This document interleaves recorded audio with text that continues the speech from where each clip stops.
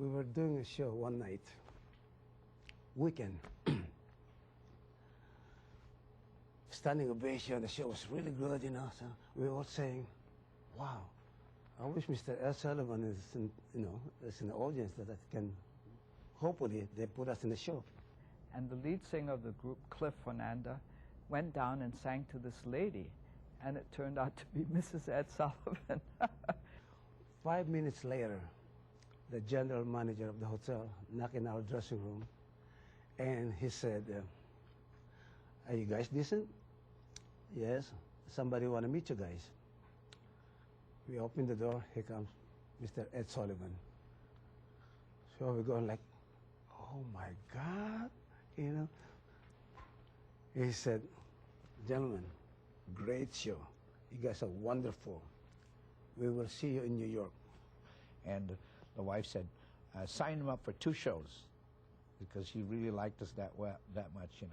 So we did 2 shows.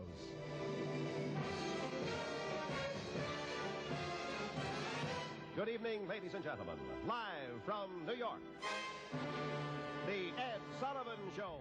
Before the performance, we ran into a snag. A group from Canada called the Echoes called and threatened to sue us for using their name.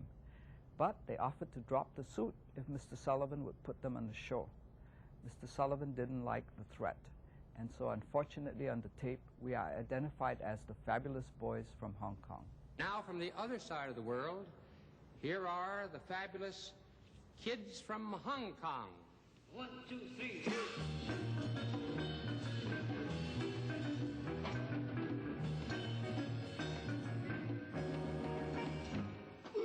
Day by day, I'm falling more in love with you, and day by day, I want you to know. I still did not understand how enormous Ed Sullivan show is until we were getting ready to perform, and we're standing there. The floor manager comes over and he goes, okay, you guys ready? He said, we're ready. He says, okay, don't worry now. There's only 45 million people watching you.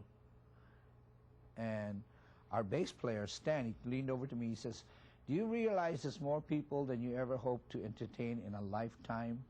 And we go, oh, gee, thanks a lot. You know, it was quite a shocker.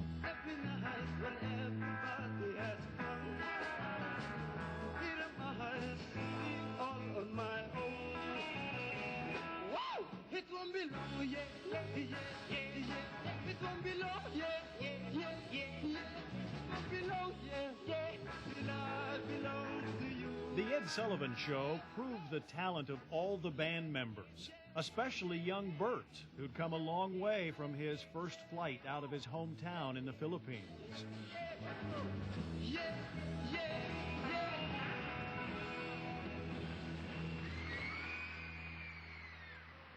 The lead singer of the Fabulous Echoes, Cliff Foenander, was seeing a girl from the Ziegfeld Follies.